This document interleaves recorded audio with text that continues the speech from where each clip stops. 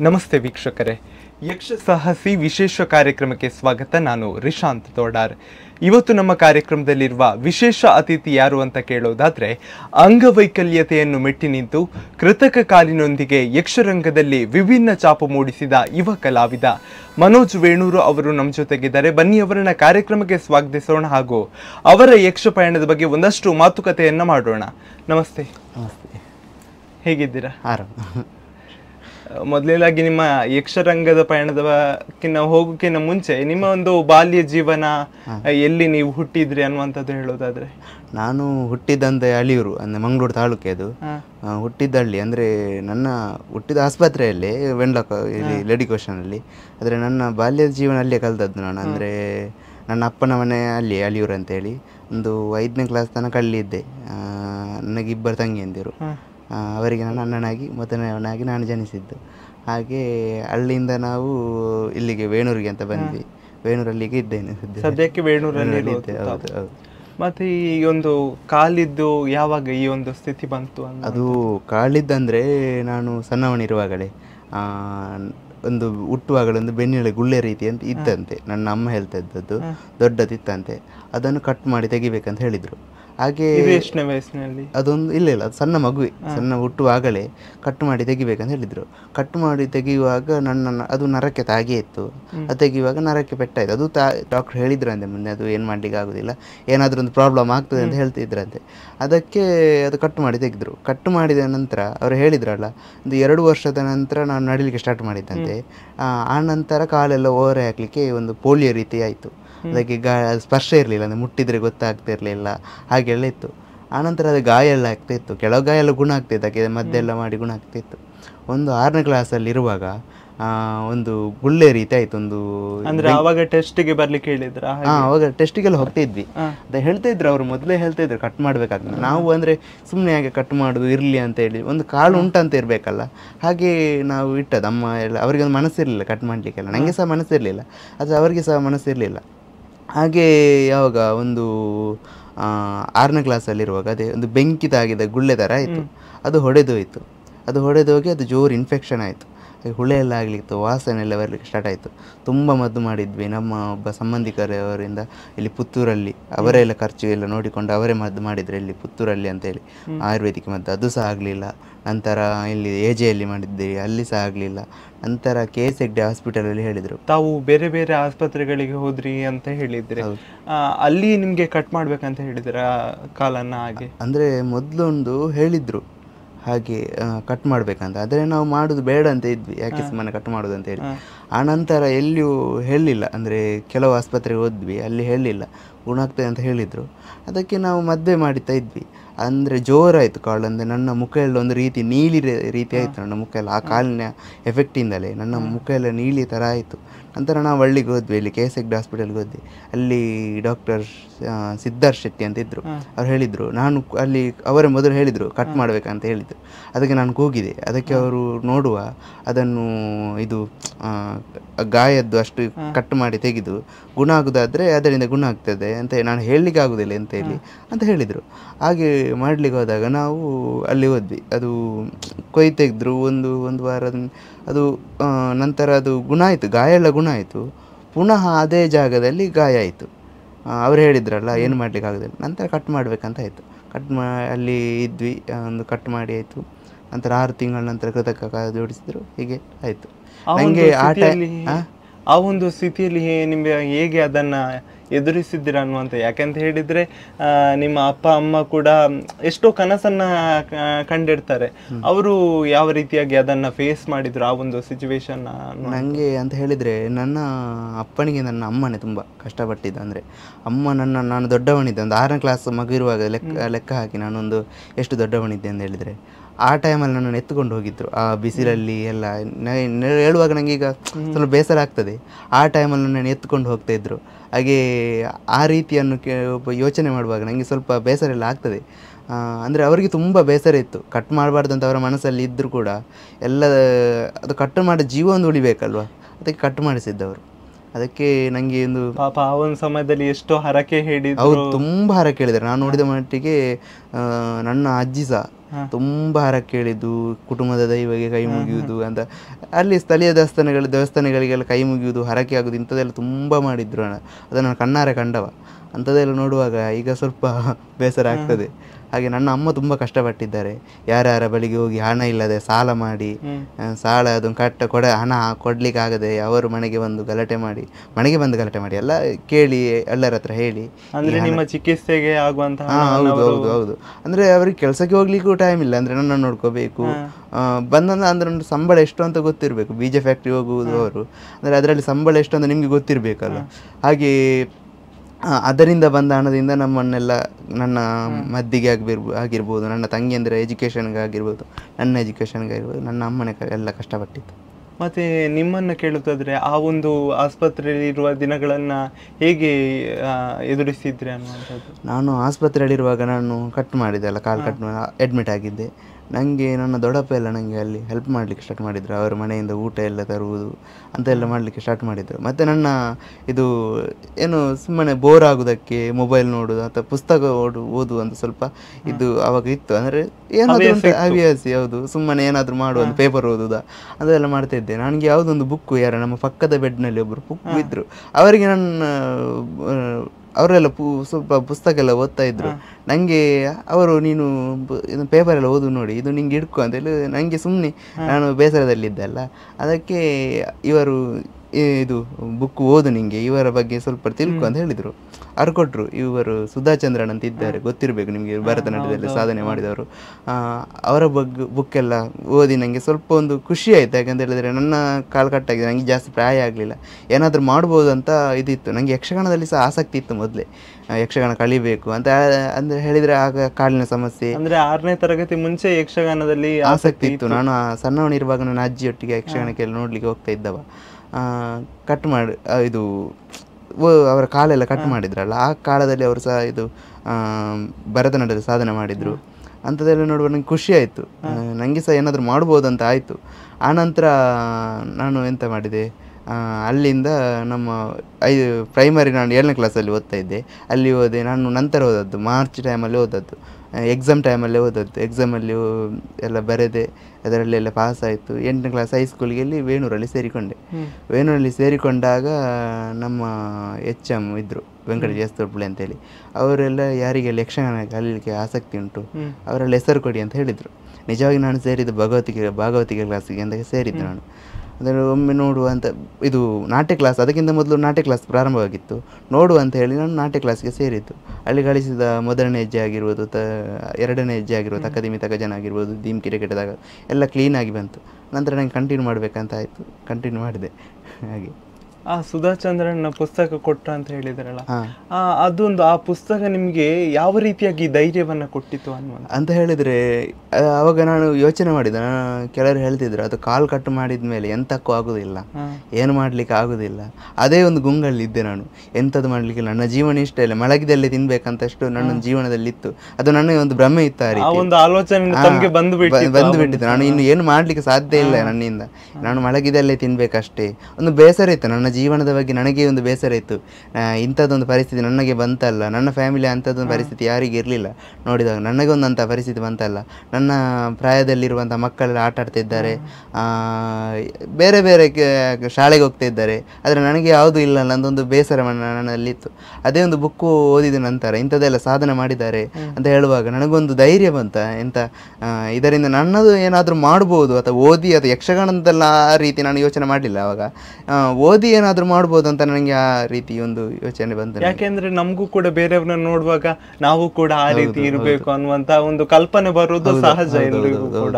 ಆ ಒಂದು ಸಂದರ್ಭವನ್ನು ನಿಜಕ್ಕೂ ಕೂಡ ನೀವು ಗ್ರೇಟ್. ಯಾಕಂತ ಹೇಳಿದ್ರೆ ಒಬ್ಬ ಎಲ್ಲಾ ಸರಿ ಇದ್ದವನಿಗೂ ಯಾವುದೇ ಒಂದು ಕ್ಷೇತ್ರಕ್ಕೆ ಬರೋದಕ್ಕೆ ಹಿಂಜರಿತಾನೆ. ಆ ಒಂದು ಕ್ಷೇತ್ರದಲ್ಲಿ ಅವನಿಗೆ ಸಾಧನೆ ಮಾಡ್ಲಿಕ್ಕೆ ಆಗುದಿಲ್ಲ. ಅಂತಹ ಒಂದು ಮಟ್ಟದಲ್ಲಿ ನಿಮ್ಮನ್ನು ಮೆಚ್ಚಲೇಬೇಕು ನಿಜಕ್ಕೂ ಕೂಡ. ಯಾಕಂತ ಹೇಳಿದ್ರೆ ಆ ಒಂದು ಸಾಧನೆ ನಿಜಕ್ಕೂ ಮೆಚ್ಚುವಂತದ್ದು. ಎಲ್ಲ ದೇವರ ಆಶೀರ್ವಾದ, ನನ್ನ ತಾಯಿಯ ಆಶೀರ್ವಾದ, ನನ್ನನ್ನು ಬೆಳೆಸಿದಂಥ ಹಿರಿಯರಾಗಿರ್ಬೋದು, ಗುರುಗಳಾಗಿರ್ಬೋದು, ಶಿವಕುಮಾರ ಮೂಡಬಿದ್ರೆ ಮತ್ತು ನನ್ನ HM ಸರ್, ವೆಂಕಟೇಶ್ ತುಳ್ಪುಳೆ ಅವರೆಲ್ಲ ಆಶೀರ್ವಾದದಿಂದ ಇಷ್ಟೆಲ್ಲ ಆಗಲಿಕ್ಕೆ ಸಾಧ್ಯ ಆಯಿತು. ಅದೇ ಮತ್ತೆ ಶಾಲಾ ದಿನಗಳ ಬಗ್ಗೆ ಮಾತಾಡ್ತಿದ್ರಿ. ವೆಂಕಟೇಶ್ ತುಳ್ಪುಳೆ ತಮ್ಗೆ ಮೊದಲು ಯಕ್ಷಗಾನ ಕಲಿಸಿದವರ ಗುರುಗಳ. ಹೌದೌದು, ಮೊದಲು ಹೆಜ್ಜೆ ಕಲಿಸಿದ್ದು ಅವರಿಂದ ನಾನು. ಅಂದರೆ ಅಲ್ಲಿ ಜಾಸ್ತಿ ಕಲೀಲಿಕ್ಕೆ ಟೈಮ್, ಅಂದರೆ ಅವರಿಗೆ ಸಹ ಸಮಯ ಸಿಗಲಿಲ್ಲ, ನಮಗೆ ಆಸಕ್ತಿ ಇದ್ದ ಕಾರಣ ನಮಗೆಲ್ಲ ಕಲಿಸ್ತಾ ಇದ್ರು. ಒಟ್ಟಿಗೆ 62 ಸ್ಟೂಡೆಂಟಲ್ಲಿ ನಾವು ಉಳಿದದ್ದು 7 ಜನ ಮಾತ್ರ ಯಕ್ಷಗಾನದಲ್ಲಿ ಮೊದಲ ಬ್ಯಾಚಲ್ಲಿ. ಅಂದರೆ ಗೊತ್ತಲ್ಲ, ಸುಮ್ಮನೆ ಸೇರುವುದು, ಸುಮ್ಮನೆ ಅದು ಕಷ್ಟ ಅಂತ ಆಗುವಾಗ ಬಿಟ್ಟು ಹೋಗುದು ಅಂಥದ್ದೆಲ್ಲ. ಅಲ್ಲಿ ತಮಗೆ ಯಾವ ರೀತಿಯಾಗಿ ವಿಶೇಷವಾಗಿ ಕಲಿಸ್ತಾ ಇದ್ರು ಅನ್ನುವಂಥದ್ದು? ಯಾಕೆಂತ ಹೇಳಿದ್ರೆ ಬೇರೆ ವಿದ್ಯಾರ್ಥಿಗೆ ಕಲಿಸುವಂತಹ ರೀತಿ ಬೇರೆ ಇರ್ತದೆ, ನಿಮ್ಗೆ ಯಾಕಂತ ಹೇಳಿದ್ರೆ ಕಾಲಿನ ಸಮಸ್ಯೆ ಇರೋದ್ರಿಂದ ಬೇರೆ ಯಾವ್ದಾದ್ರು ವಿಧಾನವನ್ನ ಇಲ್ಲ, ಎಲ್ಲರೂ ಕಲಿಸುವಾಗೆ ನನಗೆ ಕಲಿಸ್ತಾ ಇದ್ರು. ಆದ್ರೆ ಅದು ಸ್ವಲ್ಪ ಕಾಳು ಸ್ವಲ್ಪ ಜಾರುವಾಗ ಹೇಳ್ತಾ ಇದ್ರು, ಸ್ವಲ್ಪ ಸರಿ ಮಾಡುವ ಅಂತ ಹೇಳಿದ್ರು. ಎಲ್ಲರ ಕಲಿಸಿದಾಗ ಯಾವುದೇ ಭೇದ ಭಾವ ಮಾಡಲಿಲ್ಲ, ಎಲ್ಲರಿಗೆ ಕಲಿಸುವ ರೀತಿ ನನಗೆ ಕಲಿಸಿದ್ರು. ಅಲ್ಲಿ ನಾನು ಸ್ವಲ್ಪ ಕಲ್ತದ್ದು, ಒಂದು ಅಷ್ಟದಾಳ ತನಕ ಅಲ್ಲಿ ಕಲ್ತದ್ದು. ನನ್ನನ್ನೆಲ್ಲ ಸರಿ ಮಾಡಿದ್ದು, ನನ್ನನ್ನೊಂದು ಹಂತಕ್ಕೆ ನನ್ನೊಂದು ವೇಷ ನೋಡುವ ಹಾಗೆ ಮಾಡಿದ್ದು ನಮ್ಮ ಗುರುಗಳು ಶಿವಕುಮಾರ ಮೂಡಬಿದ್ರೆ ಅಂತ. ನಮ್ಮದೊಂದು ಸಂಸ್ಥೆ ಉಂಟು, ಯಕ್ಷನಿಧಿ ಮಕ್ಕಳ ಮೇಳ ಅಂತ ಹೇಳಿ, ನಮ್ಮದು ಮೂಡಬಿದ್ರೆಯಲ್ಲಿ ಉಂಟು. ಆ ಸಂಸ್ಥೆ ಸೇರಿದ ನಂತರ ನನ್ನಲ್ಲಿ ವೇಷ ಎಲ್ಲ ಸರಿಯಾಗಲಿಕ್ಕೆ ಸ್ಟಾರ್ಟ್ ಆದದ್ದು. ನನ್ನೊಂದು ವೇಷ ಎಲ್ಲ ಮಾಡಲಿಕ್ಕೆ, ಬಣ್ಣದ ನಡೆ ಎಲ್ಲ ಅವರೇ ಕಲಿಸಿದ್ದು. ಹಾಗೆ ಅದೇ ಅಲ್ಲಿಂದ ಹೇಳ್ತಾ ಬನ್ನಿ. ಯಾಕೆ ಎಲ್ಲಿ ಅಂತ ಹೇಳಿದ್ರೆ, ನೀವು ವೆಂಕಟೇಶ್ ತುಳ್ಪುಳೆ ಸರಿಂದ ಅಲ್ಲಿ ಮೊದಲು ನೀವು ಭಾಗವತಿಕೆ ಕಲ್ತ್ರ ಅಥವಾ ಹೆಜ್ಜೆಗಾರಿಕೆ? ಇಲ್ಲ, ನಾನು ಮೊದಲು ಹೆಜ್ಜೆಗಾರಿಕೆ ಕಲಿತೆ. ಅಲ್ಲಿ ಹೆಜ್ಜೆಗಾರಿಕೆ ಕಲ್ತಾದ್ಮೇಲೆ ನಮ್ಮದೊಂದು, ನಾನು 9ನೇ ಕ್ಲಾಸ್ಗೆ ಬಂದೆ. ಅಲ್ಲಿ ಒಂದು ಸ್ಕೂಲ್ ಡೇಗೆ ಇದು ಒಂದು ಪ್ರಸಂಗ ಮಾಡುವಂತ ಆಯ್ತು. ಅದು ಗಿರಿಜಾ ಕಲ್ಯಾಣ ಪ್ರಸಂಗ ಅಂತ ಮಾಡುದು, ವೇಣೂರು ಹೈಸ್ಕೂಲಲ್ಲಿ. ಹೌದು, ಅದು ಸ್ಕೂಲ್ ಡೇಗೆ ಒಂದು ಮಾಡ್ತಾರಲ್ಲ. ಅವತ್ತು ಎಲ್ಲರಿಗೊಂದು ವೇಷ ಸಿಕ್ತು, ನನಗೆ ಸಹ ಒಂದು ಬೈರಾಗಿ ವೇಷ ಸಿಕ್ತು. ಅವತ್ತಿಂದ ನಾನು ಮೊದಲು ವೇಷ ಮಾಡಿದ್ದು ಅಲ್ಲಿ, ನಾನು ಬೈರಾಗಿ ವೇಷ ಮಾಡಿದ್ದು. ನಂತರ ಅದೇ 1 ವಾರ ಬಿಟ್ಟು ನಮ್ಮ ಮನೆ ಹತ್ರ ಒಂದು ಸುಂಗಯಾಟ ಮೇಳದ್ದು ಒಂದು ಆಟ ಇತ್ತು. ಅದೇ ನಮ್ಮ ಸ್ನೇಹಿತರೊಬ್ಬ ಇದ್ದರು, ವೇಷ ಮಾಡ್ತೀವಿ ಅಂತ ಹೇಳಿದರು. ಹಾಗೆ ಅವತ್ತು ನಾನೊಂದು ದೇವೇಂದ್ರ ಬಲ ಮಾಡಿದೆ. ಹಾಗೆ ಮೇಳಕ್ಕೆ ಅವತ್ತೊಂದು ದಿನ ಮೇಳಕ್ಕೆ ಹೋಗಿ ನಂತರ ನನಗೆ ಕಲಿಬೇಕಂತ ಇತ್ತು, ಇನ್ನೂ ಹೆಚ್ಚು ಕಲಿಬೇಕು. ಇದು ಅಷ್ಟದಾಳ ಕಾಣುತ್ತೆ, ಪ್ರವೇಶ ಎಲ್ಲ ಕಲ್ತಿದ್ದೆ. ಅದು ಎಲ್ಲ ಅದೊಂದು ತಾಳಕ್ಕೆ ಸೇರುವುದು ಅಂಥದ್ದು ಏನಿಗೆ ಇರಲಿಲ್ಲ. ಅದು ನನ್ನದೊಂದು ಎಲ್ಲೋ ಹೋಗ್ತಿತ್ತು, ಒಂದು ಅದಕ್ಕೆ ಮಿತಿ ಅಂತ ಇರಲಿಲ್ಲ. ಅವರು 1ನೇ ಕಾಲದಲ್ಲಿ ಕೊಡ್ತಾ ಇದ್ದರೆ ನಾನು ಇಲ್ಲಿ 4ನೇ ಕಾಲದಲ್ಲಿ ಕುಣಿತಾ ಇದ್ದೆ. ಅಂಥದ್ದೆಲ್ಲ ಒಂದು ನನ್ನ ಲೋಪದೋಷ ಇತ್ತು. ಅದನ್ನು ಸರಿ ಮಾಡಬೇಕಂತ ಆಯಿತು, ನನಗೆ ಇನ್ನೂ ಹೆಚ್ಚು ಯಕ್ಷಗಾನ ಕಲಿಬೇಕಂತ ಆಯಿತು. ನಂತರ ನಾನು ಸೇರಿದ್ದು ಇಲ್ಲಿಗೆ ಮೂಡಬಿದ್ರಿಗೆ, ಯಕ್ಷನಿಧಿಗೆ. ಅಲ್ಲಿಗೆ ಸೇರಿದ್ದು. ಅಲ್ಲಿ ಎಲ್ಲ ನನ್ನನ್ನು ಪ್ರಾಕ್ಟೀಸ್ ಮಾಡಿಸಿ, ನನ್ನನ್ನು ಮೊದಲಿನಿಂದ ಅವರು ಸ್ಟಾರ್ಟ್ ಮಾಡಿದರು. ಮೊದಲಿನಿಂದ ತಕಜನಿಂದ ಸ್ಟಾರ್ಟ್ ಮಾಡಿ ಎಲ್ಲ ತಾಳ ಅಲ್ಲಿಂದಲೇ ಸ್ಟಾರ್ಟ್ ಮಾಡಿದ್ದು. ನಂತರ ಅಲ್ಲಿಂದ ನನ್ನದು ಒಂದು ವೇಷ ಎಲ್ಲ, ಅಲ್ಲಿಂದ ನಾನು ಬೇರೆ ಬೇರೆ ಮೇಳಕ್ಕೆ ಹೋಗಿ ಸ್ಟಾರ್ಟ್ ಎಲ್ಲ ಮಾಡಿದೆ. ಹಾಗೆ ಇದಾಯಿತು. ಅಲ್ಲಿ ಶಾಲಾ ದಿನಗಳಲ್ಲಿ ಬೇರೆ ವಿದ್ಯಾರ್ಥಿಗಳು ತಮ್ಮನ್ನು ಯಾವ ರೀತಿಯಾಗಿ ನೋಡ್ತಾ ಇದ್ರು ಅನ್ನುವಂಥದ್ದು? ಅಂಥದ್ದು ನಾನು ಅದಕ್ಕಿಂತ ಕಾಲು ಗಾಯ ಅಂತ ಹೇಳ್ತೇನೆ. ನಾನು ಅಲ್ಲಿ ಪ್ರೈಮರಿಯಲ್ಲಿರುವಾಗ ಗಾಯ ಆಗಿತ್ತು ನನ್ನ ಕಾಲು. ನನ್ನ ಸ್ವಲ್ಪ ಸ್ಮೆಲ್ಲೆಲ್ಲ ಬರ್ತಿತ್ತು, ವಾಸನೆ ಬರ್ತಿತ್ತು. ನಾನು ಹೋದಾಗ ನನ್ನನ್ನು ಬೇರೆ ಕೂತ್ಕೊಳಿಸೋದು. ಅಂದರೆ ನಾನೊಂದು ಬೆಂಚಲ್ಲಿದ್ದರೆ, ಒಂದು ಲಾಸ್ಟ್ ಬೆಂಚಲ್ಲಿದ್ದರೆ ನನ್ನನ್ನು ಅಂದರೆ ಒಂದಿಷ್ಟು ಗ್ಯಾಪ್ ಬಿಟ್ಟು ಅವರಂತ ಆ ಕಡೆ ಕುಳಿತುಕೊಳ್ಳೋದು. ನಂತರ ನನಗೊಂದೊಂದು ಇದು ಮುಜುಗರ ರೀತಿ ಆಗ್ತಿತ್ತು, ಬೇಸರ ಆಗ್ತಿತ್ತು. ನಾನು ಊಟ ಮಾಡುವ ಸ್ಥಳದಲ್ಲಿ ಅವ್ರು ಕೂತ್ಕೊಳ್ತಿಲ್ಲ, ಒಂದು ಬೇರೆನೇ ಕೂತ್ಕೊಳ್ಳೋದು. ಮತ್ತು ಅದು ನನಗೊಂದು ಬೇಸರ ಆದದ್ದು, ಒಬ್ಬಳು ಹುಡುಗಿ ಅದು ಹೋಗುವಾಗ ಅವಳು ಜಸ್ಟ್ ಅವಳ ಡ್ರೆಸ್ ಇಲ್ಲಿಗೆ ನನ್ನ ಕೈಗೆ ತಾಗಿತ್ತು. ಅವಳು ಹೋಗಿ ಅದನ್ನು ತೊಳ್ಕೊಂಡು ಬಂದು ನನ್ನ ಎದುರಲ್ಲಿ. ನನಗೆ ತುಂಬ ಬೇಸರ ಆಯಿತು. ಅವತ್ತಿಂದ ನಾನು, ಅವಳಿಗೆ ಗೊತ್ತಿರ್ಲಿಲ್ವಾ ನೀವು ಈ ಥರ ಒಂದು ಕಾಲಿನ ಸ್ಥಿತಿ ಇದೆ? ಗೊತ್ತಿತ್ತು, ಆದರೆ ಅವರಿಗೆ ಸಣ್ಣ ಮಕ್ಕಳು ಅಂತಲ್ಲ, ಆ ರೀತಿ ಗೊತ್ತಿಲ್ಲ. ಅವರಿಗೆ ಭೇದ ಭಾವ ಮಾಡಬೇಕು ಅಂಥದ್ದೇನು ಅವರ ಮನಸ್ಸಲ್ಲಿಲ್ಲ. ಆದರೂ ನೋಡುವಾಗ ಸ್ವಲ್ಪ ಇದು ಅವ್ರಿಗೆ ನರಕದ ರೀತಿ ಆಯಿತು. ನೋಡುವಾಗ ಅದು ಯಾರಿಗೂ ಆಗ್ತದೆ ಅಂತ ಹೇಳಿದ ಅಂಥ ಪರಿಸ್ಥಿತಿ ಇತ್ತು ನನ್ನದು. ಹಾಗೆ ಅವಳು ತೊಳ್ಕೊಂಡು ಬಂದರೆ ನಂತರ ನಾನು ಅಲ್ಲಿಂದ ನಾನು ಶಾಲೆಗೆ ಹೋಗೋದು ಬೇಡ ಅಂತ ಹೇಳಿ ನಾನು 2 ವರ್ಷ ಅಲ್ಲಿಯೇ ಡ್ರಾಪ್ ಮಾಡಿದೆ. ಹಾಗೆ ಅಲ್ಲಿ ಒಂದು ಸ್ವಲ್ಪ ನನಗೆ ಬೇಸರ ಹೇಳಿದ್ರೆ ಆ ಒಂದು ವಿಚಾರಕ್ಕೆ 2 ವರ್ಷ ಶಾಲೆ ಬಿಟ್ರಿ. ಆ ಒಂದು ವಿಚಾರಕ್ಕೆ ಮತ್ತೆ ಕಾಲು ನೋವು ಸಹ ಇತ್ತು, ಅದಕ್ಕೆ ನಾನು ಬಿಟ್ಟದ್ದು. ನಾನು ಆ ಒಂದು ಸಂದರ್ಭದಲ್ಲಿ ಏನ್ ಮಾಡ್ತಾ ಇದ್ರಿ ಮನೆಯಲ್ಲಿ? ಯಕ್ಷಗಾನದ ಕಡೆಗೆ ಒಲವಿತ್ತ? ಇಲ್ಲ, ಆವಾಗ ಯಕ್ಷಗಾನದ ಅಷ್ಟು ನೋಡ್ತಾ ಇದ್ದೆ, ಆದರೆ ಆವಾಗ ಮೊಬೈಲ್ ಎಲ್ಲ ನಮ್ಮಲ್ಲಿ ಇಲ್ಲ, ಅಂದರೆ ನಮ್ಮ ಅಮ್ಮನಲ್ಲಿತ್ತು. ಮತ್ತೆ ಅಂಥದ್ದೇ ಯಕ್ಷಗಾನದ ಕಡೆ ನೋಡುವುದು ಮನೆ ಹತ್ರ ಆಗ್ತಾ ಇದ್ರೆ ಎಲ್ಲ ಹೋಗ್ತಾ ಇದ್ದೆ ಹೊರತು ಬೇರೆ ಈ ರೀತಿ ನೋಡ್ತಾ ಇರಲಿಲ್ಲ. ಮನೆಯಲ್ಲೇ ಇದ್ದೆ, ಮನೆಯಲ್ಲಿ ಎಂತ ಓದುವುದು, ಡ್ರಾಯಿಂಗ್ ಮಾಡೋದು, ಓದುವುದು ಅಂಥದ್ದೆಲ್ಲ ಮಾಡ್ತಾ ಇದ್ದೆ. ಹಾಗೆ ಹಾಗೆ ಒಂದು 2 ವರ್ಷ ಆಗಿ ಕಳೆದೆ ನಾನು. ಮತ್ತೆ ಜಾಯಿನ್ ಆದ್ರೆ? ಮತ್ತೆ ನಾನು 7ನೇ ಕ್ಲಾಸ್ಗೆ ಜಾಯಿನ್ ಆದದ್ದು. ಅದು ಅದೇ ಮಾರ್ಚಲ್ಲಿ ಸೇರಿದೆ ಅಲ್ಲ ನನ್ನನ್ನು, ಅದು ಅಲ್ಲಿ ನಮ್ಮ ಟೀಚರ್ಸ್ ಎಲ್ಲ ಒಳ್ಳೆದಿದ್ರು, ಅವರು ಸೇರಿಸಿದ್ರು. ಮತ್ತೆ ಆ 2 ವರ್ಷವನ್ನು ಹೀಗೆ ಕವರ್ ಮಾಡಿದ್ರು? ಆವಾಗ ತುಂಬ ಕಷ್ಟ ಇತ್ತು. ಅಂದರೆ ಒಂದು ಈ ಕಡೆ ಅದೆಲ್ಲ ಮದ್ದೆಲ್ಲ ಮಾಡಿಕೊಂಡೆ, ಅದೆಲ್ಲ ಇದಾಗಿಕೊಂಡು ಆ 2 ವರ್ಷದ ಆ 2 ವರ್ಷದಲ್ಲೇ ಕಾಲು ಕಟ್ ಮಾಡಿತ್ತು. ಆ 2 ವರ್ಷದಲ್ಲಿ ಶಿಕ್ಷಕರು ಏನಾದ್ರು ಹೇಳಿಲ್ವಾ, ಧೈರ್ಯ ತುಂಬೋ ಪ್ರಯತ್ನ? ಮಾಡಿದ್ರು. ನೀನು ಶಾಲೆಗೆ ಬಾ ಅಂತ ಹೇಳಿದ್ರು. ಅವನು ಶಾಲೆಗೆ ಬರಲಿ, ನಾವು ನೋಡ್ಕೊಳ್ತೇವೆ ಏನಾದರೂ. ಆದರೂ ನನಗೆ ಮನಸ್ಸಿರಲಿಲ್ಲ ಹೋಗುದು, ಇಂಥದ್ದೆಲ್ಲ ಪರಿಸ್ಥಿತಿ ಇಟ್ಕೊಂಡು ಹೋಗುದು ಬೇಡ ಅಂತ ಇತ್ತು. ಅದಕ್ಕೆ ನಾನು ಹೋಗಲಿಲ್ಲ. ಮನೆಯವರು ಯಾವ ರೀತಿಯಾಗಿ? ಮನೆಯಲ್ಲಿ ನನಗೆ ಎಲ್ಲದಕ್ಕೂ ಸಪೋರ್ಟ್ ಆಗಿದ್ದರು. ಅಂದರೆ ಯಾವುದೇ ರೀತಿ ಇದು ಮಾಡಲಿಲ್ಲ. ಎಲ್ಲದಕ್ಕೊಂದು ನನಗೆ ನನ್ನನ್ನೆಲ್ಲ ನೋಡಿಕೊಂಡಿದ್ದು ಅಮ್ಮ ಮತ್ತು ನನ್ನ ತಂಗಿಯಂದಿರು. ಅಂದ್ರೆ ಆ ಒಂದು ಸಂದರ್ಭದಲ್ಲಿ 2 ವರ್ಷ ಶಾಲೆ ಬಿಟ್ಟೆ ಅಂತ ಹೇಳಿದ್ರು?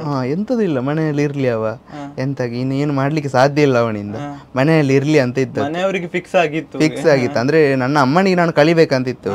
ಕಾಲು ಕಟ್ಟಾದ್ಮೇಲೆ ನಾನು ಕಲಿಬೇಕಂತಿತ್ತು, ನಾನು ಓದ್ಬೇಕಂತಿತ್ತು. ಅದು ಕೆಲವರಿಗೆ ಇರಲಿಲ್ಲ, ಅದು ಮುಂದಕ್ಕೆ ಓದ್ಬೇಕಂತ ಏನು ಇರಲಿಲ್ಲ ಅಂತ. ಹಾಗೆ ನಾನು 2 ವರ್ಷ ಆಗಿ ಕಟ್ಟಿದೆ. ಅದು ಮತ್ತೆ ಇದು ವೆಂಕಟೇಶ್ ತುಳುಪುಳೆ ಸರಿಂದ ಯಕ್ಷಗಾನವನ್ನ ಕಲ್ತ್ರಿ ಅಂತ ಹೇಳಿದ್ರು. ಮೊದಲೇ ಆದ್ಮೇಲೆ ಯಕ್ಷನಿಧಿಗೆ ಡೈರೆಕ್ಟ್ ಆಗಿ ಬಂದ? ಹೌದೌದು. ಅಂದ್ರೆ 1 ವೇಷ ಅಲ್ಲಿ 2 ವೇಷ ಅಲ್ಲಿ ಮಾಡಿದೆ ಅಲ್ಲ, ಅದು ನನಗೆ ಸಮ ಅಂತ ಆಗ್ಲಿಲ್ಲ. ಅಂದ್ರೆ ಸ್ವಲ್ಪ ಅಲ್ಲಿ ಎಲ್ಲ ನನಗೆ ವೇಷಕ್ಕೆ ಬೇಗ ಕಳಿಸಿದೆ. ಯಾಕಂದ್ರೆ ಅಲ್ಲಿ ಸಮಯ ಅವರಿಗೆ ಸಿಗ್ತೇ ಇರಲಿಲ್ಲ. ಅಂದ್ರೆ ಇವತ್ತು ಶಾಲೆಯದ್ದು ನೋಡ್ಕೊಳ್ಬೇಕು, ಇಲ್ಲಿ ಯಕ್ಷಗಾನ ಕಳಿಸ್ಬೇಕು ಅಂದ್ರೆ ಅವ್ರಿಗೆ ಸರಿಯಾದ ಸಮಯ ಸಿಗ್ತಾ ಇರಲಿಲ್ಲ. ಈಗ ನಮ್ಗೆ ಆಸಕ್ತಿ ಇದ್ರು, ಮತ್ತೆ ಸ್ಟೂಡೆಂಟ್ಸ್ ಎಲ್ಲ ಸೇರಿದ್ರು, ಅರ್ಧದಲ್ಲಿ ಬಿಟ್ಟರು. ಅದನ್ನು 4 ಜನಕ್ಕೆ ಎಂತ ಕಳಿಸಿದ್ದು. ಅದಕ್ಕೆ ಅವರು ಸಹ ಸ್ವಲ್ಪ ಅಂದ್ರೆ ಇದು ಮಾಡಿದೆ. ಮತ್ತು ಎಕ್ಸಾಮ್ ಟೈಮೆಲ್ಲ ಬಂತಲ್ಲ, ಆನಂತರ ಇದಾಯಿತು. ನನಗೆ ಹೆಚ್ಚು ಕಳಿಸಬೇಕಂತದ್ದು ಯಕ್ಷನಿಧಿಯಲ್ಲಿ ಹೋಗಿ. ಅಲ್ಲಿದ್ದ ಸಂಪರ್ಕ ಹೇಗಾಯಿತು? ಯಕ್ಷನಿಧಿ ಅಂದರೆ ನಾನು ನೋಡಿದ್ದೆ, ನಮ್ಮ ಕ್ಲಾಸ್ಮೇಟಲ್ಲಿ ಒಬ್ಬ ನಿತೇಶ್ ಆಚಾರ್ಯ ಅಂತ ಇದ್ದ. ನಾವು ಅಲ್ಲಿ ಪ್ರೈಮರಿ ಅಲಿಯೂರಲ್ಲಿ 5ನೇ ಕ್ಲಾಸ್ ತನಕ ಓದಿದ್ದೆ ಅಲ್ವಾ, ಅಲ್ಲಿ ನಿತೇಶ್ ಆಚಾರ್ಯ ಅಂತ ಇದ್ದ.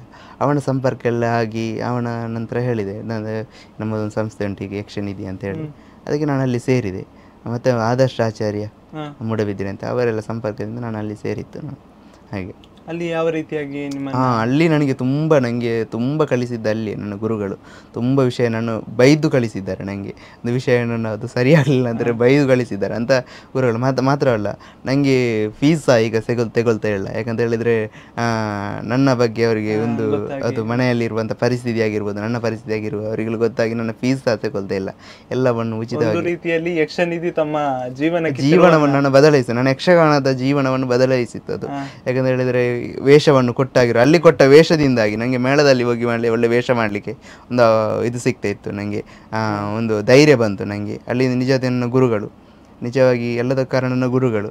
ಮತ್ತು ನನಗೆ ಚಿಟ್ಟಿಯಲ್ಲಿ ಕಳಿಸಿದ್ದು ಇವರು ಸತೀಶ್ ನೈನಾಳ್ ಅಂತ.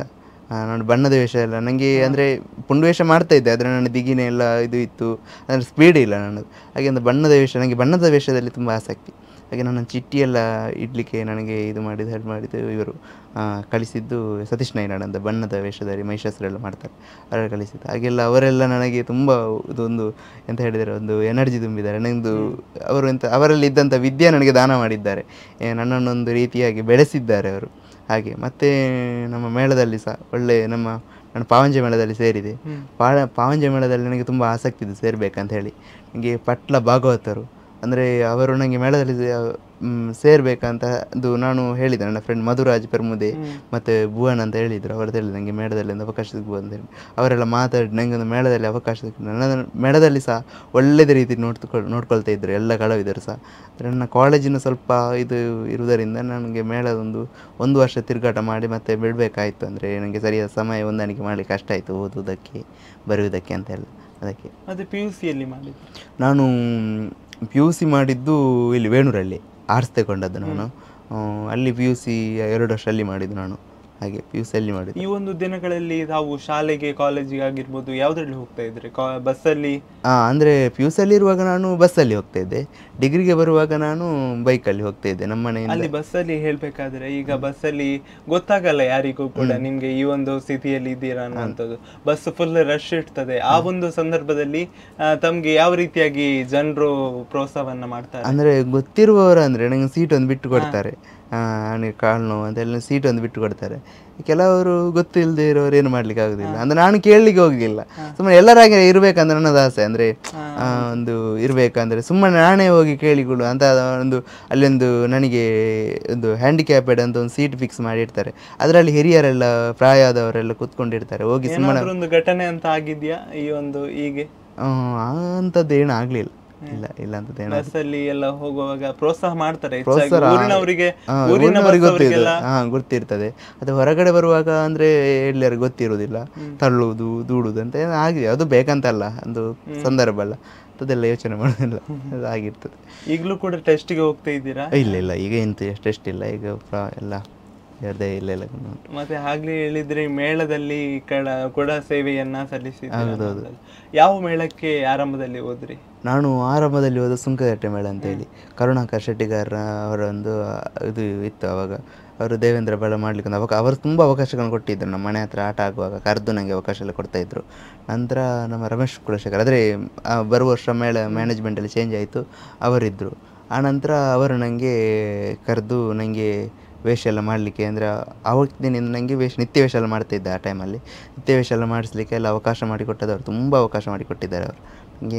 ಅವರು ಸಹ ನನ್ನ ಜೀವನದಲ್ಲಿ ದೊಡ್ಡ ಮುಖ್ಯವಾದಂತಹ ಪಾತ್ರ ಅವರು. ಸುಂಕದಕಟ್ಟೆಯಲ್ಲಿ ಹೇಗೆ ಅವಕಾಶ ಸಿಕ್ಕಿತ್ತು? ಸುಂಕದಕಟ್ಟೆಯಲ್ಲಿ ಅಂದರೆ ನಾನು ಬದಲಿಗೆಲ್ಲ ನಿತ್ಯ ವೇಷಕ್ಕೆ ಹೋಗ್ತಾ ಇದ್ದೆ. ಅಂದರೆ ರಜೆ ಎಲ್ಲ ಮಾಡಿದರೆ ನಾನು ಆಗ ಟೆಂತಲ್ಲಿದ್ದೆ, ನಿತ್ಯ ವೇಷಕ್ಕೆಲ್ಲ ಹೋಗ್ತಾ ಇದ್ದೆ. ಹಾಗಾಗಿ ಅಲ್ಲಿ ನಾನು ಬದಲಿಗೆಲ್ಲ ಹೋಗಿ ಇದಾಯಿತು. ಅಂದರೆ PUCಗೆ ಬರುವಾಗ ಅವರು ಮೇಳಕ್ಕೆ ಬರಬೇಕಂತ ಹೇಳಿದರು, ನೀನು ಮೇಳಕ್ಕೆ ಬಾ ಅಂತ ಹೇಳಿದರು. ಅದಕ್ಕೆ ನಾನು ಅಮ್ಮನ ಹತ್ರ ಒಮ್ಮೆ ಕೇಳಬೇಕಂತ ಆಗ್ತದೆ. ಅಂದರೆ ಮನೇಲಿ ಅಮ್ಮ ಇದ್ದಾರಲ್ಲ, ಅವರೇ ಅಮ್ಮನಿಗೆಲ್ಲ ಕಾಲ್ ಮಾಡಿ ಹೇಳಿದರು, ಅವನು ಮೇಳಕ್ಕೆ ಬರಲಿ ಅಂತ ಹೇಳಿದರು. ಅಮ್ಮ ಆಯಿತು ಅಂತ ಹೇಳಿದರು. ಅವನಿಗೆ ಓದಲಿಕ್ಕೆ ಕಷ್ಟ ಆಗೋದಿಲ್ಲದಾದರೆ ಬರಲಿ ಅಂತ ಹೇಳಿದರು. ಹಾಗೆ ನಾನು 1 ವರ್ಷ ಮೇಳದ್ರಲ್ಲಿ ತಿರುಗಾಟ ಮಾಡಿದೆ. ನಾನು ಸುಂಕದಕಟ್ಟೆಯಲ್ಲಿ ಮೇಳದಲ್ಲಿ ತಿರುಗಾಟ ಮಾಡಿದೆ ನಾನು. ಆವಾಗ ಕಷ್ಟ ಆಗ್ತಿರ್ಲಿಲ್ವಾ? ಈಗ ಒಂದು ಕಡೆಯಲ್ಲಿ ಕಾಲೇಜಿಗೆ ಹೋಗ್ಬೇಕು, ಒಂದು ಕಡೆಯಲ್ಲಿ ಯಕ್ಷಗಾನವನ್ನು ನಿಭಾಯಿಸಬೇಕು. ತುಂಬ ಕಷ್ಟ ಆಗ್ತಿತ್ತು, ತುಂಬ. ಅಂದರೆ ಬೆಳಗ್ಗೆ ತನಕ ವೇಷ ಇದ್ದು, ಅಂದರೆ ನಿತ್ಯ ವೇಷದವರಿಗೆ ಗೊತ್ತಿರಬೇಕಲ್ಲ, ತುಂಬ ವೇಷ, ಬೆನ್ನು ಅಂದರೆ ಹಿಂದೆಯಿಂದ ಹೋಗುವುದು ಅಂಥದ್ದೆಲ್ಲ ತುಂಬ ವೇಷ ಇತ್ತು PUC ಟೈಮಲ್ಲಿರುವಾಗ. ಆ ಟೈಮಲ್ಲಿ ನಾನು ಹೇಗೆ ನಿಭಾಯಿಸ್ತಿದ್ದೆ ಅಂತ ಹೇಳಿದರೆ, ಕಾಲೇಜಿಗೆ ಬೆಳಗ್ಗೆ ಬರುವಾಗ ಒಂದು 6:30-7 ಗಂಟೆ ಮನೆಗೆ ಆಗ್ತಾಯಿತ್ತು. ಅಲ್ಲಿ ಸ್ನಾನ ಮಾಡಿ ಹೊರಟು ಒಂದು 8:30 ತನಕ ಮನೆಯಲ್ಲಿ ಮಲಗೋದು. 8:30 ಎದ್ದು 9 ಗಂಟೆಗೆ ಕಾಲೇಜಲ್ಲಿ ಇರಬೇಕು. ನಮ್ಮ ಮನೆಯಿಂದ ಜಾಸ್ತಿ ಇಲ್ಲ, ಒಂದು 10 ನಿಮಿಷ ದಾರಿ ನಾವು PUC ಕಾಲೇಜಿಗೆ. ಅಲ್ಲಿಗೆ ಒಂದು 8:30-9 ಗಂಟೆಗೆ ನಾನು ಅಲ್ಲಿ ತಲುಪಿದ್ದೆ. ಹಾಗೆ ಕ್ಲಾಸಲ್ಲೇ ನಿದ್ದೆ ಬರ್ತಾಯಿತ್ತು. ಕೆಲವರು ಬೈತಾ ಇದ್ರು ಲೆಕ್ಚರ್ಸ್, ಕೆಲವರು ಅವನಿಗೆ ಗೊತ್ತಿರಲಿಲ್ಲ. ಹಾಗೆ ಕೆಲವರು ಲೆಕ್ಚರ್ಸ್ ನಾನು ಅಲ್ಲಿಗೆ ಮಲಗಿದ್ರೆ ಸುಮ್ಮನೆ ಇದ್ದೇನೆ, ಮಲಗಲಿ ಅವನು ಅಂತ ಹೇಳ್ತಾ ಇದ್ರು. ಹಾಗೆ ನನಗೆ ಅಲ್ಲಿ ಲೆಕ್ಚರ್ಸ್ ಎಲ್ಲ ನನಗೆ ಸಹಕಾರ ಮಾಡ್ತಿದ್ರು. ನೀವು ಮೊದಲು ವೇಷ ಮಾಡಿದ ನೆನಪಿದೆಯಾ ಯಾವ್ದಾದ್ರು? ಮೊದಲು ಅದೇ ನಾನು ಹೇಳಿದಲ್ಲ, ಗಿರಿಜಾ ಕಲ್ಯಾಣ ಪ್ರಸಂಗದಲ್ಲಿ ಬೈರಾಗಿ ವೇಷ ಮಾಡಿದ್ದು. ಅದು ನಮ್ಮ ಹೈಸ್ಕೂಲಲ್ಲಿ ಮೊದಲ ವೇಷ, ಶಾಲೆಯಲ್ಲಿ ಮಾಡಿದ್ದು ನಾನು. ಅದೇ ನನ್ನ ಮೊದಲ ವೇಷ. ಹಾಗೆ ಆದ್ಮೇಲೆ ಬೇರೆ ದೇವೇಂದ್ರ ಬಳ ಮಾಡಿದೆ. ಆನಂತರ ಬೇರೆ ಬೇರೆ ಹೀಗೆ ತುಳು ಪ್ರಸಂಗದಲ್ಲಿ ಮಾಡಿದೆ. ನಂತರ ಈಗ ವೇಷ ಎಲ್ಲ ಮಾಡಿ ಅರ್ಜುನ, ದೇವೇಂದ್ರ ಬಳ, ಮಹಿಷಾಸುರ, ಶುಂಭ, ಯಮ, ರುಕ್ಮಾಂಗದ, ಅರ್ಜುನ, ಭೀಮ, ಮತ್ತು ಧರ್ಮರಾಯ, ದಂತವಕ್ರ, ಭಗದತ್ತ, ಇಂಥದ್ದೆಲ್ಲ ತುಂಬ ವೇಷ ಮಾಡಿದೆ ನಾನು. ನಂತರ ವೇಷ ಎಲ್ಲ ಇದು ಆಗಿ ವಿದ್ಯುನ್ಮಾಲಿ, ಧೂಮ್ರಾಕ್ಷ, ಮಧುಕೈಟಭ, ಹೀಗೆ ಎಲ್ಲ ಬೇರೆ ಬೇರೆ ವೇಷ ಎಲ್ಲ ಮಾಡಿದೆ ನಾನು ತುಳು ಪ್ರಸಂಗ. ಅಂದ್ರೆ ಈಗ ಅದು ಹೇಗೆ ಅನ್ನುವಂತ ಪ್ರಶ್ನೆ ಜನರಿಗೆ ಮೂಡ್ತದೆ.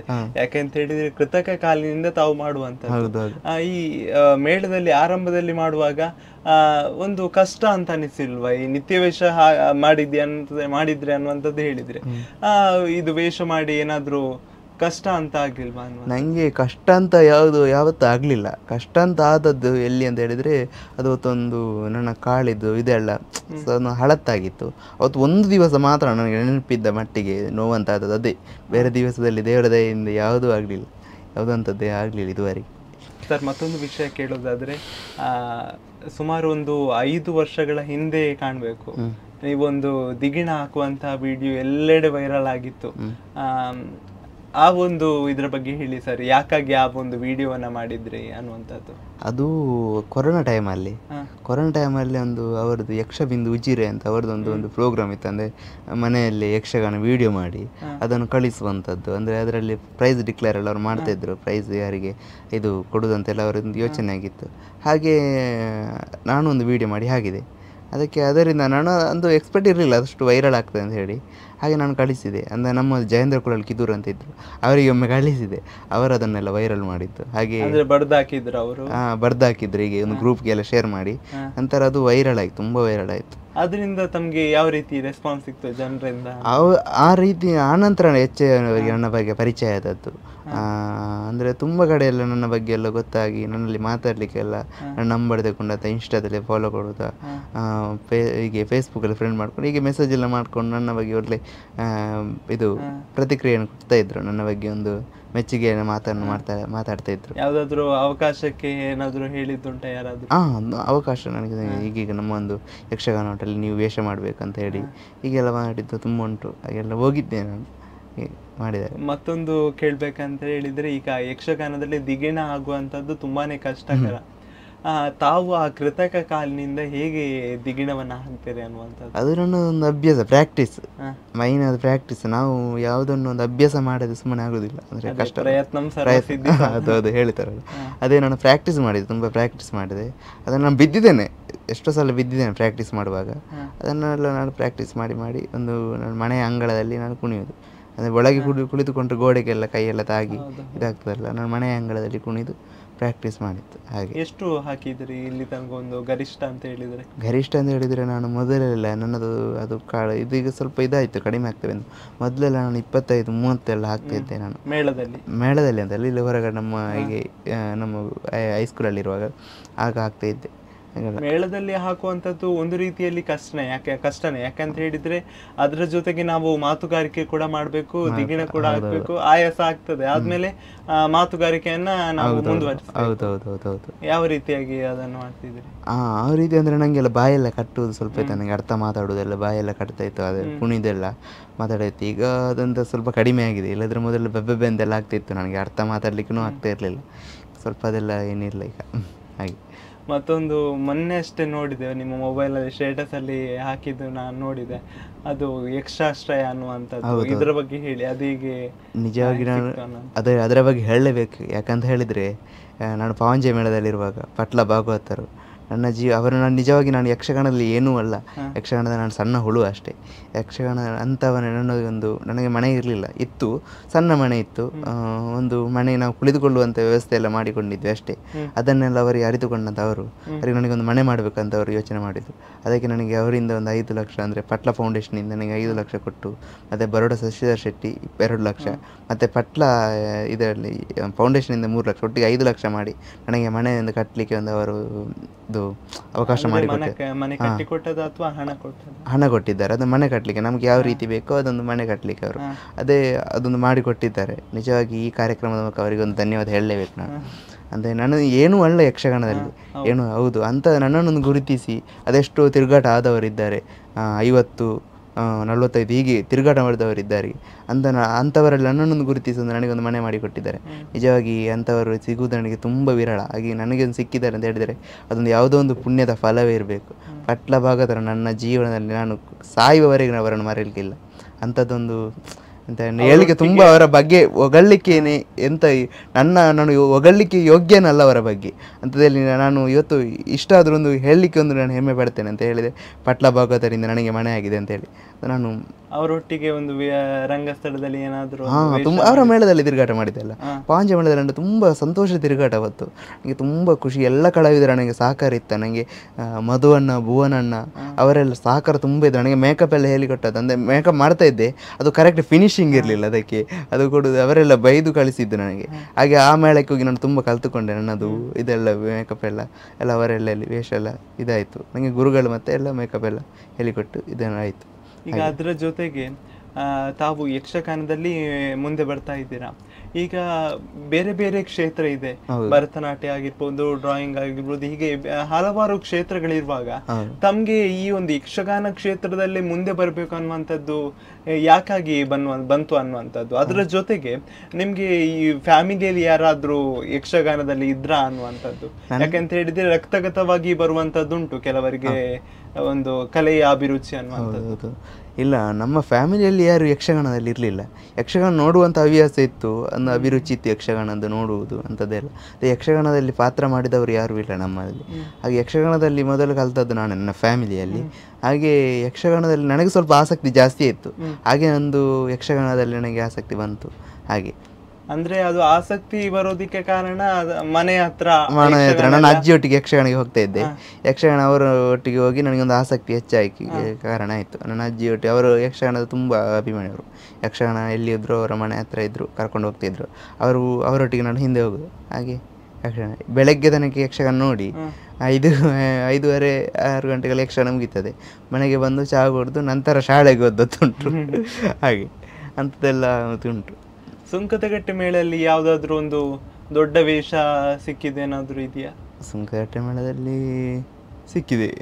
ದುಮ್ರಾಕ್ಷ ಆಗಿರ್ಬೋದು, ನಂತರ ಕೆಲವು ತುಳು ಪ್ರಸಂಗದಲ್ಲಿ ತುಂಬ ಒಳ್ಳೊಳ್ಳೆ ವೇಷ ಸಿಕ್ಕಿದೆ. ಅದೊಂದು ಯಾವುದೊಂದು ತುಂಬ ಚಂದ ವೇಷ ಎಲ್ಲ ಮಾಡಿದ್ದೆ ನನಗೆ. ಅಂದರೆ ವೇಷ ಎಲ್ಲ ಸಿಕ್ಕಿದೆ. ಭಗದತ್ತ, ಸೋಮದತ್ತ ಇಂಥದ್ದೆಲ್ಲ ವೇಷ ಎಲ್ಲ ಸಿಕ್ಕಿದೆ, ತುಂಬ ಸಿಕ್ಕಿದೆ. ಅಲ್ಲಿ ತಮಗೆ ಚೌಕಿಯಲ್ಲಿ ಯಾವ ರೀತಿಯಾಗಿ ವಿಶೇಷ ಒಂದು ಕಲಿಸ್ತಾ ಇದ್ರು ಅನ್ನುವಂಥದ್ದು? ಅಂದರೆ ಯಕ್ಷಗಾನದಲ್ಲಿ ನಮ್ಮೊಂದು ಮಕ್ಕಳಾಟಿಗೆ, ಅಂದರೆ ಚೌಕಿಯಲ್ಲಿ ನಾವೆಲ್ಲರೂ ಒಂದು ನಮ್ಮ ಪ್ರಾಯದಲ್ಲ ಮಕ್ಕಳೆಲ್ಲ ಸೇರಿಕೊಂಡು ಸುಮ್ಮನೆ ತಮಾಷೆ ಎಲ್ಲ ಮಾಡ್ಕೊಂಡು ನಾವೇ ಕಳೆದುಕೊಳ್ಳೋದು. ಅಂದರೆ ಹಿರಿಯರೆಲ್ಲ ನಂಗೆ ಹೇಳಿಕೊಡ್ತಾ ಇದ್ರು, ಹೀಗೆಲ್ಲ ಮೇಕಪ್ ಮಾಡಬೇಕು, ಹೀಗೆ ಉಬ್ಬು ಹೋಗ್ಬೇಕು, ಅದೆಲ್ಲ ತುಂಬ ಹೇಳಿಕೊಟ್ಟದ್ದುಂಟು. ಹಾಗೆ ಮತ್ತೆ ಡ್ರೆಸ್ ಕಟ್ಟುವಾಗ ಯಾವ ರೀತಿಯಾಗಿ? ಡ್ರೆಸ್ ಕಟ್ಟುವಾಗ ನಮಗೆ ಗಂಗಣ್ಣ ಅಂತ ಒಬ್ಬಿದ್ರು, ಅವರು ಬೈಯುವುದು, ತುಂಬ ಬೈಯುವುದು. ಹಾಗೆ ಅವರೆಲ್ಲ ನನಗೆ ಡ್ರೆಸ್ ಎಲ್ಲ ಕಟ್ಟಲಿಕ್ಕೆ ಅವರು ಸ್ವಲ್ಪ ಇದು ಮಾಡ್ತಿದ್ರು. ನನಗೆ ಡ್ರೆಸ್ ಕಟ್ಟಲಿಕ್ಕೆ ಬರ್ತಾ ಇರಲಿಲ್ಲ. ಅವ್ರು ಹೇಳಿಕೊಟ್ರು, ನನಗೆ ಹೊಡೆದು ಸಹ ಕಳಿಸಿದ್ದಾರೆ. ಹಾಗೆ ಅದೆಲ್ಲ ಅದು ಅವರದೆಲ್ಲ ನಾವು ತುಂಬ ಜನ ಇದ್ದಾರೆ ಒಂದು ಇದಂತ ಹೇಳಿದಾಗ ಅದೆಲ್ಲ ತುಂಬ ಜನ ಕಳಿಸುವವರಿದ್ದಾರೆ, ಅವ್ರನ್ನು ಗುರುಗಳೇ ಆಗಿ. ಹಾಗೆ ಸುಂಕದಕಟ್ಟೆ ಮೇಳದಿಂದ ಯಾವ ಮೇಳಕ್ಕೆ ಬಂದ್ರಿ? ಸುಂಕದಕಟ್ಟೆ ಮೇಳದ ನಂತರ ನಾನು ಸೆಕೆಂಡ್ PUC ಗೆ ಬಂದೆ ಅಲ್ಲ, ಆ 1 ವರ್ಷ ನಿಲ್ಲಿಸಿದ್ದೆ ನಾನು. ಅದೇ ಅಲ್ಲ, ಯಕ್ಷಗಾನ ನಿಲ್ಲಿಸಿಲ್ಲ, ವೇಷ ಎಲ್ಲ ಮಾಡ್ತಿದ್ದೆ. ಈಗೆಲ್ಲ ಬದಲಿಗೆಲ್ಲ ಹೋಗುದು, ಅದ ಸಂಘದೆಲ್ಲ ಯಕ್ಷಗಾನಕ್ಕಿದ್ರೆ ಇಂಥೆಲ್ಲ ಬದಲಿಗೆಲ್ಲ ಅಂತ ಕೂಡುವಿಗೆಲ್ಲ ಆಟ ಇದ್ರೆ ಎಲ್ಲ ಹೋಗ್ತಿದ್ದೆ. ಆಟ ಆಲ್ಮೋಸ್ಟ್ ಹೋಗ್ತಿದ್ದೆ. ಮೇಳ ತಿರುಗಾಡ ಅಂದರೆ ರಾತ್ರಿ ಎಲ್ಲ ವೇಷ ಎಲ್ಲ ಮಾಡಿ ನನಗೆ ಓದಲಿಕ್ಕೆಲ್ಲ ಟೈಮ್ ಸಿಗ್ತಾ ಇರಲಿಲ್ಲ. ಓದಲಿಕ್ಕೆ ಬರಲಿಕ್ಕೆ ಅಂದರೆ ನೋಡಿ, ಈಗ ಕಾಲೇಜ್ ಬಿಡುವಾಗ 4 ಗಂಟೆ ಆಗ್ತದೆ, ಮನೆಗೆ ಬಂದು ಫ್ರೆಶ್ ಅಪ್ ಆಗಿ 5-5:30 ಹೊರಡಬೇಕು, ನಿತ್ಯ ವೇಷ ಅಲ್ವಾ. ಹಾಗೆ ಇಲ್ಲಿ ಬಂದು ಬರಲಿಕ್ಕೆ ಇಲ್ಲ, ಓದಲಿಕ್ಕೆ ಇಲ್ಲ, ಮಲಗಲಿಕ್ಕಿಲ್ಲ. ಅಲ್ಲಿ ಹೋಗಿ ತಲುಪುವಾಗ 7:30 ಆಗ್ತದೆ. ಆಟದಲ್ಲಿದ್ದ ಅಲ್ಲಿಗೆ 7:30 ಆಗ್ತದೆ. ಹೋಗಿ ಅಲ್ಲಿ ಮೇಕಪ್ ಮಾಡ್ಕೊಳ್ಬೇಕು, ನಂತರ ವೇಷ ಸ್ಟಾರ್ಟ್ ಆಗ್ತದೆ. ಹಾಗೆ ನನಗೆ ಸರಿ ಟೈಮ್ ಸಿಗ್ತಾ ಇರಲಿಲ್ಲ. ಪೂರ್ತಿ ಯಕ್ಷಗಾನ ಮುಗಿದ ಮೇಲೆ ಬರಬೇಕು. ಹೌದೌದೌದು, ಅಂದರೆ ವೇಷ ಎಲ್ಲ ಮುಗಿದ ಮೇಲೆ ಅಂದ್ರೆ ಕಡಿಮೆ ನಮಗೆ ವೇಷ ಎಲ್ಲ ಕೊನೆಯ ತನಕ ಇತ್ತು. ಮತ್ತು ನನಗೆ ಮ್ಯಾನೇಜರ್ ಎಲ್ಲ ಸ್ವಲ್ಪ ಹೆಲ್ಪ್ ಮಾಡಲಿಕ್ಕೆ ಸ್ಟಾರ್ಟ್ ಮಾಡಿದರು. ಅಂದರೆ ಒಂದು ವರ್ಷ ತಿರುಗಾಟ ಮಾಡಲಿಕ್ಕೆ ಸಾಕಾರದು ಅವರಿಂದಲೇ. ವೇಷ ಎಲ್ಲ ಸ್ವಲ್ಪ ಕಡಿಮೆ ಮಾಡೋದು, ಅಂದರೆ ನಮಗೆ ಬೆಳಗ್ಗೆ ನನಗೆ ಮಳಗು ವೇಷ ಎಲ್ಲ ಅವ ಹೋಗಲಿ, ನೀನು ಬೇಡ ಮಾಡೋದು ಅಂತ ಎಲ್ಲ ನಮಗಿತ್ತು. ಪ್ರವಿತಾಚಾರ್ಯ ಅಂತ ಮೊನ್ನೆ ಇದ್ದಾಳ, ತೀರಿದ ಮೊನ್ನೆ ಆಕ್ಸಿಡೆಂಟ್ ಆಗಿ. ನಾನು ಮತ್ತು ಅವ ಒಟ್ಟಿಗೆ ನಾನು ನಿತ್ಯ ವೇಷ ಎಲ್ಲ ಮಾಡಿಕೊಂಡಿದ್ದೆ. ಅವನು ನನಗೆ ಒಳ್ಳೆ ಸ್ನೇಹಿತನಾಗಿದ್ದ, ಎಲ್ಲದಕ್ಕೂ ಸಹಕಾರ. ಅವನು ನನಗೆ ಆ ರೀತಿ ಆಗ ಬೈಕೇ ಇರಲಿಲ್ಲ, ಅವನೇ ಕರ್ಕೊಂಡು ಹೋಗೋದು. ಅಂದರೆ ಶೇರಲ್ಲಿ ಹೋಗ್ತಿದ್ದದ್ದು ನಾವು, ಅದ್ರಲ್ಲಿ ಕರ್ಕೊಂಡು ಹೋಗೋದು, ಕರ್ಕೊಂಡು ಬರುವುದು. ನಾವೊಂದು ಅಣ್ಣ ತಮ್ಮಂದರಿ ಇದ್ವಿ. ಹಾಗೆ ಮತ್ತೆ ಎಕ್ಸಾಮ್ ಟೈಮಲ್ಲೆಲ್ಲ ಈ ಒಂದು ಇದನ್ನು ನಿಭಾಯಿಸೋದು ಕಷ್ಟ ಅಂತ ಆಗ್ತಿರ್ಲಿಲ್ವಾ? ಎಕ್ಸಾಮ್ ಟೈಮಲ್ಲಿ ರಜೆ ಆಗ್ತಾ ಇದ್ದೆ. ನನಗೆ ರಜೆ ಹಾಕಿ ನಾನು ಓದಲಿಕ್ಕೆ ಇದು ಮಾಡ್ತಾ ಇದ್ದೆ. ಅದೆಲ್ಲ ನನಗೆ ಆವಾಗೆಲ್ಲ ಸ್ವಲ್ಪ ಇದು ಈಸಿ ಆಗ್ತಿತ್ತು. ಹಾಗೆ ಹಾಗೆ ಮತ್ತೆ ಸುಂಕದಕಟ್ಟೆಯಿಂದ ತಾವು ಪಾವಂಜೆ ಮೇಳಕ್ಕೆ ಬಂದೆ? ಹೌದು, ಸುಂಕದಕಟ್ಟೆ ಮೇಳ ಅದು 1 ವರ್ಷ ನಿಲ್ಲಿಸಿದೆ ಅಲ್ಲ. ನಾನು ಡಿಗ್ರಿಗೆ ಬರುವಾಗ ನಾನು ಪಾವಂಜೆ ಮೇಳಕ್ಕೆ ಬಂದೆ. ನಾನು ಕೇಳಿದೆ ಅಲ್ಲ ಭುವನಣ್ಣನ ಹತ್ರ, ಅವರೆಲ್ಲ ಮಾತಾಡಿ ನನಗೆ ನಿತ್ಯ ವೇಷಕ್ಕೆ ಅಂತ ಹೇಳಿದರು. ಅಂತ ಅದು ಸಹ ನನಗೆ ಸ್ವಲ್ಪ ಕಷ್ಟ ಆಯ್ತು. ಅಂದರೆ ಅವರಿಂದ ಅವಕಾಶ ಸಿಕ್ಕಿತು. ಅವರಿಂದ ನನಗೆ ಅವಕಾಶ ಸಿಕ್ಕಿತು. ಮಾಧವಣ್ಣ ಅಂತ ಇದ್ದಾರೆ ಸುಂಕದಕಟ್ಟೆ ಇದು ಪಾವಂಜೆ ಮೇಳದ ಮ್ಯಾನೇಜರ್ ಅವರು. ಅವರಿಂದ ನನಗೆಲ್ಲ ಅವಕಾಶ ಸಿಕ್ತು. ನನಗೆ ಭಾಗವತರೇ ಕಾಲ್ ಮಾಡಿದ್ರು, ನೀನಿಂದ ಮೇಳಕ್ಕೆ ಬರ್ತೀಯ ಅಂತ ಹೇಳ್ತಿದ್ದೀಯಂತೆ, ಬಾ ಅಂತ ಹೇಳಿದ್ರು, ಪಟ್ಲ ಭಾಗವತರು. ಹಾಗೆ ಅವರ ಮೇಳದಲ್ಲಿ ನಾನು ತಿರುಗಾಟ ಮಾಡಿದೆ. ಅಂದರೆ ನನಗೆ ಸ್ವಲ್ಪ ಅದು ಸಹ ಬಿಟ್ಟೆ, ಹಂಗೆ ಕಾರಣ ಉಂಟು. ಅಂದರೆ ನನಗೆ ಇದು ನಾನು ಡಿಗ್ರಿ ಮಾಡ್ತಿದ್ದೆ ಆ ಟೈಮಲ್ಲಿ.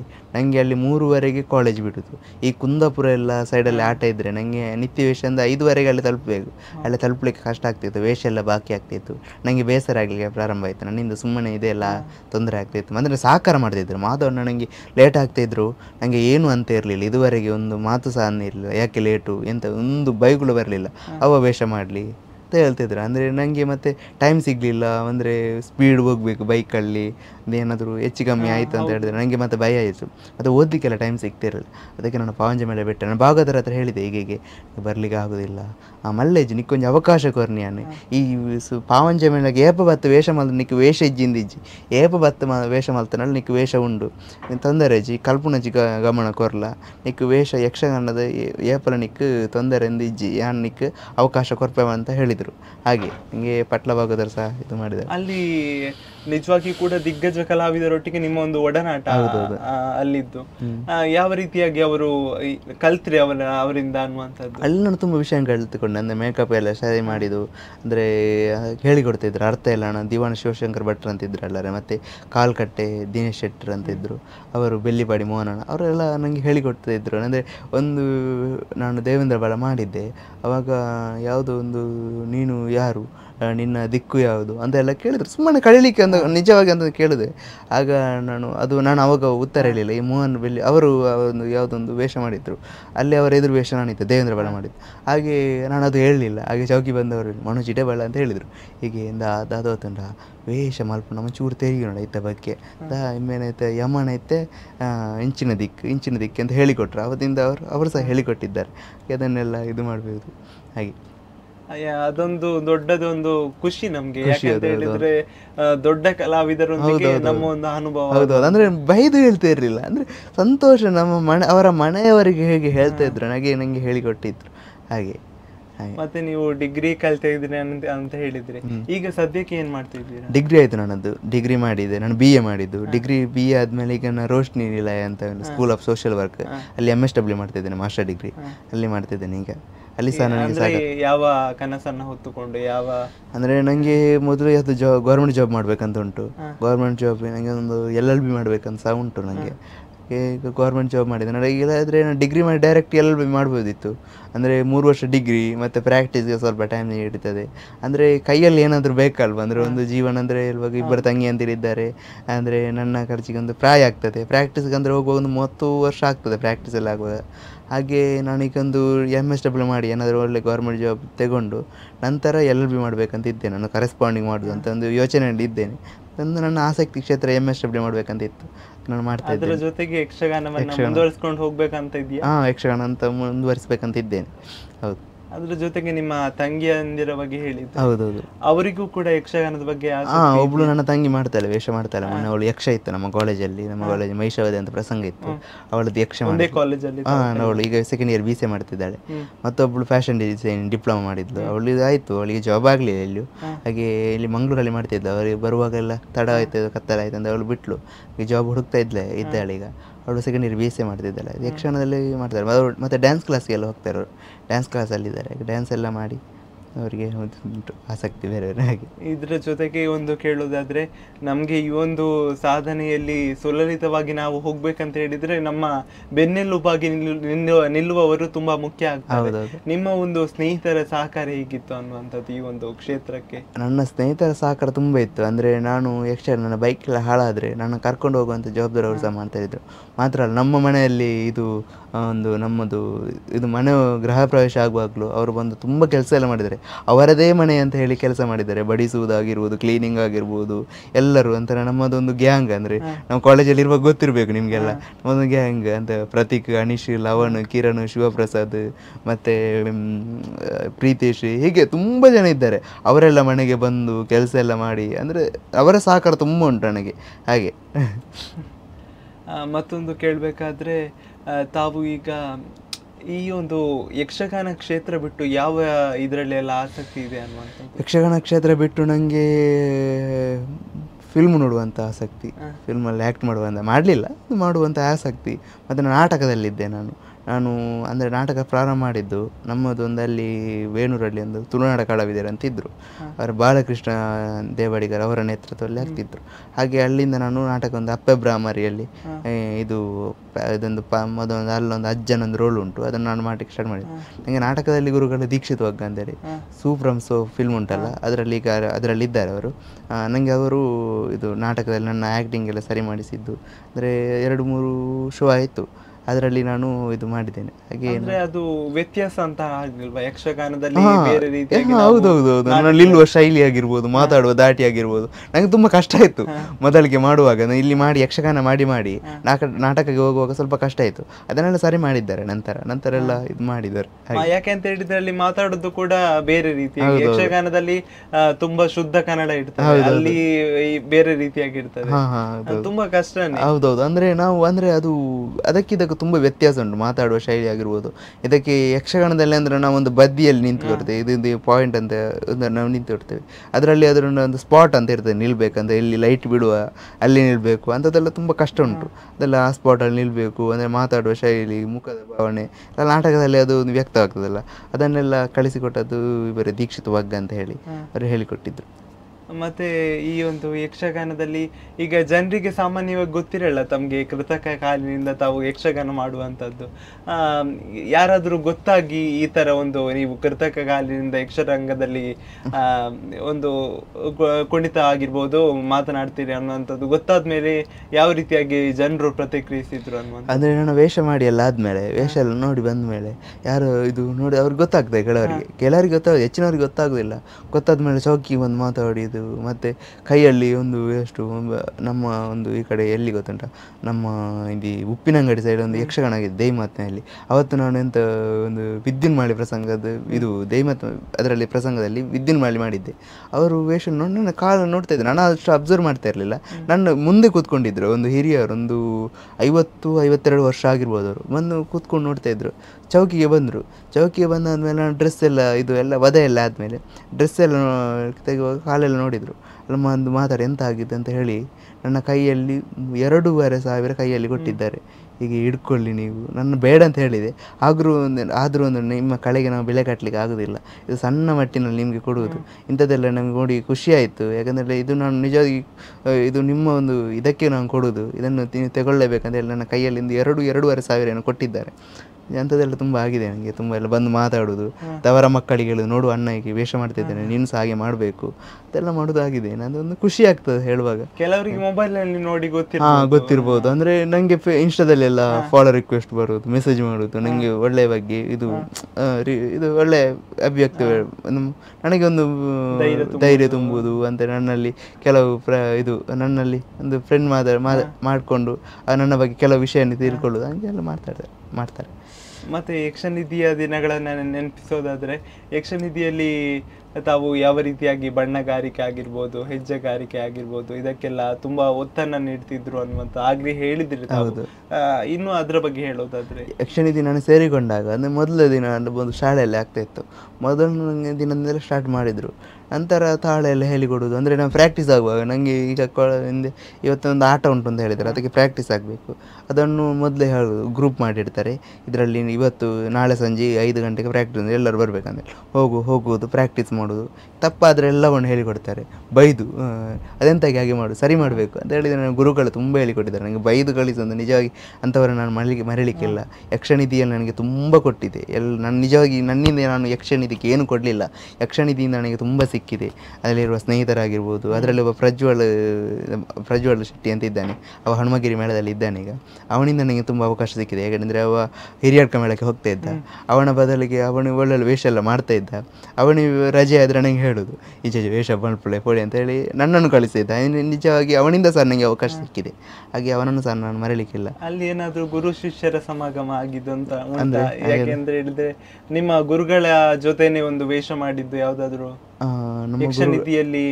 ಯಕ್ಷನಿಧಿ ಗುರುಗಳ ಜೊತೆ ನಿಮ್ಮ ಒಂದು ವೇಷ ಮಾಡಿದ್ದು ಯಾವುದಾದ್ರೂ ಇದೆಯಾ? ಅಂಥದ್ದೇನಿಲ್ಲ. ಅದ್ರ ಹೊರಗಡೆ ಒಂದು ವೇಷ ಮಾಡಿದ್ದೇವೆ ನಾವು.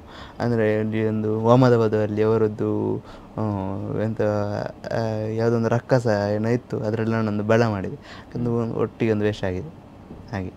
ಅದ್ರ ಒಂದು ಯಾಕಂದ್ರೆ ಅದೇ ಖುಷಿ ಕಲಿಸಿದ ಗುರುಗಳ ಮುಂದೆ ವೇಷ ಮಾಡೋದು ಅಂದರೆ ಅಂಥದ್ದೆಲ್ಲ ಆಗ್ತದೆ ತುಂಬ. ಇದು ನಿಜವಾಗಿ ಅಂಥದ್ದೆಲ್ಲ ಖುಷಿ ನನಗೆ. ಅಂದರೆ ಅದು ಅವರದ್ದು ಯಾವುದೊಂದು ದಾರಿಕಾಸರ ಏನೋ ಮಾಡಿದ್ರು, ಅದರಲ್ಲಿ ನಾನು ಬಳ ಮಾಡಿದ್ದೆ. ಅಂಥದ್ದೆಲ್ಲ ನೋಡುವಾಗ ಅದೊಂದು ಖುಷಿ ಆಗ್ತದೆ. ಅವರ ಮುಂದೆ ವೇಷ ಮಾಡುತ್ತೇನೆ ಕಲಿಸಿದ ಗುರುಗಳನ್ನು ಹಾಗೆ. ಮತ್ತೊಂದು ಯಕ್ಷಗಾನದಲ್ಲಿ ಯಾವ ಒಂದು ಹೆಜ್ಜೆ ಮಾಡುವಾಗ ಇದು ನನ್ನಿಂದ ಸಾಧ್ಯವಿಲ್ಲ, ಈ ಒಂದು ಕಾಲಿನ ಸಮಸ್ಯೆಯಿಂದಾಗಿ ಈ ಒಂದು ಹೆಜ್ಜೆ ಮಾಡ್ಲಿಕ್ಕಾಗಲ್ಲ ಅನ್ನುವಂಥದ್ದು ಯಾವುದಾದ್ರೂ ಇದೆಯಾ? ನನಗೆ ಕಷ್ಟ ಅಂತಾದದ್ದು ಯಾವ ಹೆಜ್ಜೆ ಅಂತ ಹೇಳಿದರೆ ಇದು ತತ್ವಂಗ ದಿಕ್ಕುತಕ್ಕ ಅದೊಂದು ಕೂಡಿದ ತತ್ವಂಗ ದಿಕ್ಕುತಕ್ಕ ಹೀಗೆ ಒಂದು ರೌಂಡ್ ಹಾಕೋದುಂಟು. ಅದು ಸ್ವಲ್ಪ ಕಷ್ಟ ಆಗ್ತಿತ್ತು. ಅದು ಪ್ರಾಕ್ಟೀಸ್ ಮಾಡಿ ಸರಿ ಆಯಿತು. ಮತ್ತು ಅದು ಕಷ್ಟ ಆಗ್ತಿತ್ತು, ಸ್ವಲ್ಪ ನೋವೆಲ್ಲ ಬೀಳ್ತಾಯಿತ್ತು ಪ್ರಾರಂಭದಲ್ಲಿ ಕಲಿಯುವಾಗ ಹಾಗೆ.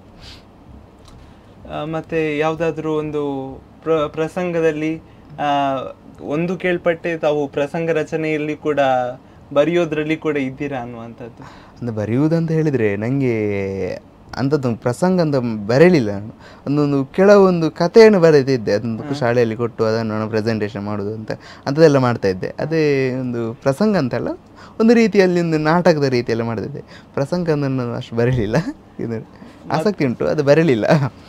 ಮತ್ತೆ ಆರಂಭದಲ್ಲಿ ಹೇಳಿದ್ರೆ ಈ ಯಕ್ಷಗಾನ ಭಾಗವತಿಕೆಯಲ್ಲಿ ಮೊದಲು ತಮಗೆ ಇಂಟ್ರೆಸ್ಟ್ ಇದ್ದದ್ದು, ಆಸಕ್ತಿ ಇದ್ದದ್ದು. ಯಕ್ಷಗಾನದಲ್ಲಿ ತಾವು ಯಾರ ಜೊತೆ ಕಲಿತಾ ಇದ್ದೀರಾ? ಭಾಗವತಿಕೆ ಕಥೆಗಾರರು ಬ್ಯಾಂಗ್ಳೂರ್ ಅಂತ ಇದ್ದು, ಅವರಿಂದ ನಾನು ಇದು ಆನ್ಲೈನ್ ಕಲಿತಾ ಇದ್ದೇನೆ. ಮತ್ತು ಇವರು ರಾಮಸಾರಿ ಮಂಗಲ್ಪಾಡಿ ಅಂತ, ಅವರು ಉಚಿತವಾಗಿ ನನಗೆ ಇಬ್ಬರು ಸಹ ನನಗೆ ಉಚಿತವಾಗಿ ಕಲಿಸ್ತಾ ಇದ್ದಾರೆ. ಹಾಗೆ ಭಾಗವತಿಗೆ ಎಲ್ಲಿಯಾದರೂ ರಂಗಸ್ಥಳ? ಇಲ್ಲ, ನನ್ನದು ಆಗಲಿಲ್ಲ. ಒಂದು ಮಾಡ್ತಾ ಇದ್ದೇನೆ ಅಷ್ಟೇ, ಕಲಿತಾ ಇದ್ದೇನೆ ಅಷ್ಟೇ, ಆಗಲಿಲ್ಲ. ಅಂದ್ರೆ ಯಕ್ಷನಿಧಿಯಲ್ಲಿ ಕೂಡ ಭಾಗವತಿಗೆ ಇದೆ, ಆದರೆ ಅಲ್ಲಿ ನಾನು ಸೇರ್ಲಿಲ್ಲ.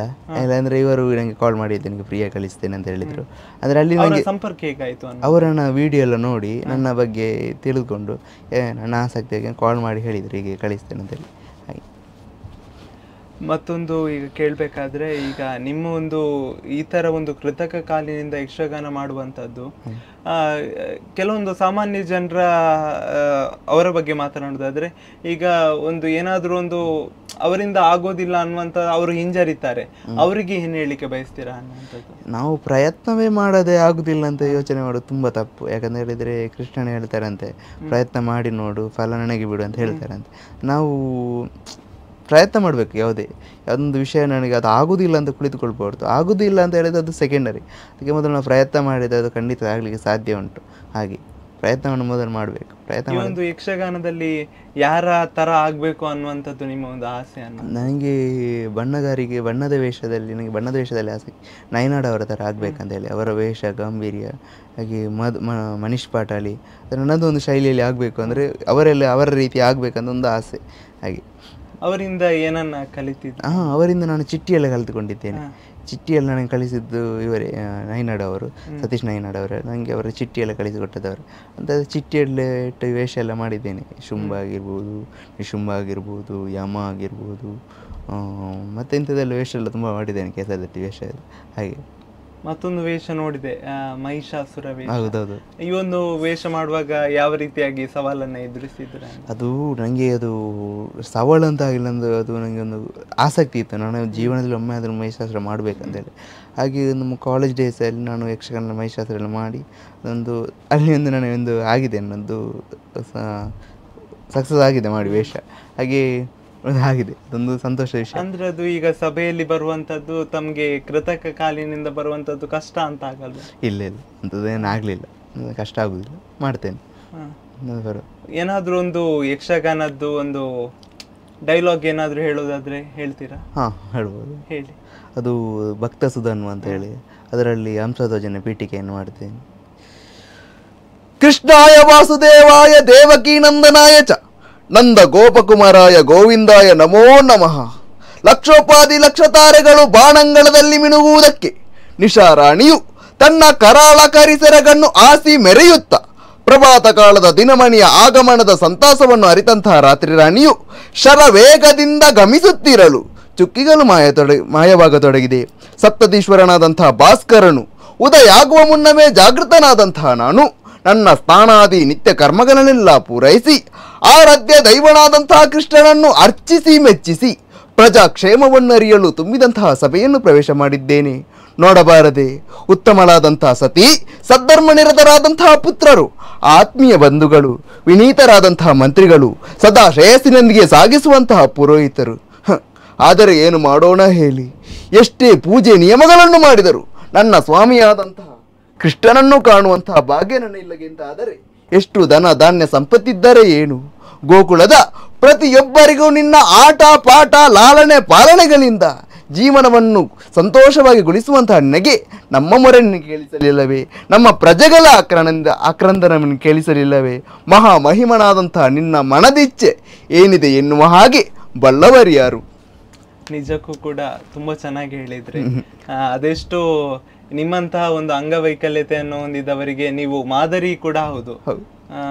ಮತ್ತೊಂದು ಕೇಳಬೇಕಾದ್ರೆ, ಈಗ ಒಂದು ಈಗಿನ ಯುವ ಪೀಳಿಗೆಗೆ ಯಕ್ಷಗಾನಕ್ಕೆ ಆಗಿರ್ಬೋದು, ಅಂಗವೈಕಲ್ಯತೆಯನ್ನು ಹೊಂದಿ ಮನೆಯಲ್ಲೇ ಇರುವಂತವರಿಗೆ ಆಗಿರ್ಬೋದು, ಸಾಮಾನ್ಯ ಸಣ್ಣ ಪುಟ್ಟ ತೊಂದರೆಗಳಿಂದ ಬಳಲುತ್ತಿರುವವರಿಗೆ ಆಗಿರ್ಬೋದು, ಯಾವ ರೀತಿಯಾಗಿ ಕಿವಿ ಮಾತು ಹೇಳ್ತೀರಾ ಅನ್ನುವಂಥದ್ದು? ಅವರಿಗೆ ಹೇಳುದಾದ್ರೆ ಅವರ ಇದಿಂದಲೇ ಬರಬೇಕು, ನಾನು ಈ ರೀತಿ ಇರಬಾರ್ದು, ಏನಾದರೂ ಆಗಬೇಕು, ನಾನಿಂದ ಇದು ಮಾಡಬೇಕಂತ ಹೇಳಿ ನಿಜವಾಗಿ ಅವ್ರಿಗೆ ಪ್ರಯತ್ನವೇ ಮಾಡಬೇಕು. ಯಾವುದೊಂದು ವಿಷಯವನ್ನು ಮಾಡಿದರೆ ಅದಕ್ಕೆ ಬೇರೆ ಯಾವುದೇ ಇಲ್ಲ, ನಿಜವಾಗಿ ಪ್ರಯತ್ನ ಮಾಡಿ. ಅದು ಅಂಥದ್ದು ಆಗೋದಿಲ್ಲ ಅಂತ ಹೇಳಿದರೆ ಅದೊಂದು ರೀತಿಯ ಬೇರೆ, ಅಂದರೆ ಮಳಗಿದಲ್ಲಿದ್ದವರಿಗೆ ಅಂತ ಅವ್ರಿಗೆ ಏನು ಮಾಡಲಿಕ್ಕೆ ಆಗಲ್ಲ. ಮಳಗಿದವರು ಸಹ ಸಾಧನೆ ಮಾಡಿದವರಿದ್ದಾರೆ. ಏನಾದರೂ ಒಂದು ಅವರಿಗೆ ಓದುವುದಲ್ಲಿ ಆಗಿರ್ಬೋದು, ಅಥವಾ ಮನೆಯವರಿಗೆ ಒಂದು ಸಹಕಾರ ಮಾಡಿಕೊಂಡು ಅಥವಾ ಮನೆಯವರಿಗೆ ಏನಾದರೂ ಹೆಲ್ಪ್ ಮಾಡಿಕೊಂಡು ಇದ್ದರೆ ಅದೇ ಒಂದು ಸಾಧನೆ ಅಷ್ಟೇ. ಹಾಗೆ ಮತ್ತು ನಿಮ್ಮ ಒಂದು ಈ ಒಂದು ಜರ್ನಿಯಲ್ಲಿ ಏನಾದರೂ ಒಂದು ಮುಂದೆ ಸಾಧನೆ ನಾನು ಮಾಡಬೇಕು ಅನ್ನುವಂಥದ್ದು ಯಾವುದಾದ್ರೂ ಒಂದು ಇದೆಯಾ? ನನಗೊಂದು ಯಾವುದೊಂದು ಗೌರ್ಮೆಂಟ್ ಜಾಬ್ ಆಗಬೇಕಂತ ತುಂಬ ಆಸೆ ಉಂಟು. ಯಾವುದಾದೊಂದು ಮುನ್ನದೊಂದು ಗೌರ್ಮೆಂಟ್ ಜಾಬ್ ಆಗಬೇಕಂತ ಇದ್ದೇನೆ, ಅದಕ್ಕೆಲ್ಲದರೂ ಒಂದು ಸಾಧನೆ ಮಾಡಬೇಕಂತ ಇದ್ದೇನೆ. ಹಾಗೆ ಕಡೆಯದಾಗಿ ಕೇಳೋದಾದರೆ ಈ ಒಂದು ಕಾರ್ಯಕ್ರಮಕ್ಕೆ ಬಂದು ಹೇಗೆ ಅನಿಸ್ತು? ನಿಜವಾಗಿ ಇಲ್ಲಿಗೆ ಒಂದು ತುಂಬ ಖುಷಿ ಆಯಿತು. ನಿಮ್ಮನ್ನು ಮೊದಲೇನೂ ನೋಡಿದ್ದೆ ತೋಡರಲ್ಲಿ, ನಮ್ಮೊಂದು ಪ್ರೋಗ್ರಾಮ್ ಆಗಿರುವಾಗ ನಿಮ್ಮನ್ನು ನೀವು ಮಾತಾಡಿಸಿದ್ದೀರಿ. ಹಾಗೆ ನೀವು ಕರೆದ ಅಂತ ಹೇಳಿದರೆ ನನಗೆ ಖುಷಿ ಆಯಿತು. ಯಾಕಂತ ಹೇಳಿದರೆ ನನ್ನೊಂದು ಮಾತಾಡಲಿಕ್ಕೆ ಒಂದು ಅವಕಾಶ ಸಿಕ್ತು, ತುಂಬ ಖುಷಿ ಆಯಿತು. ಕಡೆಯದಾಗಿ ಕಾರ್ಯಕ್ರಮಕ್ಕೆ ಬಂದದಕ್ಕಾಗಿ ಧನ್ಯವಾದಗಳು. ಎಸ್ ವೀಕ್ಷಕರೇ, ಇದಾಗಿತ್ತು ಯಕ್ಷ ಸಾಹಸಿ ಕಾರ್ಯಕ್ರಮದಲ್ಲಿ ಮನೋಜ್ ವೇಣೂರು ಇವರ ಸಂದರ್ಶನ. ಅವರು ಬೆಳೆದು ಬಂದಂತಹ ಹಾದಿ ಆಗಿರ್ಬೋದು, ಅವರು ಯಾವ ರೀತಿಯಾಗಿ ಕಷ್ಟಗಳನ್ನು ಅನುಭವಿಸಿದ್ರು ಅವರ ಜೀವನದಲ್ಲಿ ಅನ್ನುವಂಥದ್ದಾಗಿರ್ಬೋದು. ಇದಾಗಿತ್ತು ಯಕ್ಷ ಸಾಹಸಿ ಕಾರ್ಯಕ್ರಮ. ಮುಂದಿನ ಸಂಚಿಕೆಯಲ್ಲಿ ಮತ್ತೊಬ್ಬ ಕಲಾವಿದರ ಜೊತೆ ನಾನು ಸಿಗ್ತೀನಿ. ಅಲ್ಲಿ ತನಕ ನೋಡ್ತಾ ಇರಿ ಅಭಿಮತ. ಇದು ಜನಮನದ ನಾಡಿಮಿಡಿತ. ನಮಸ್ಕಾರ.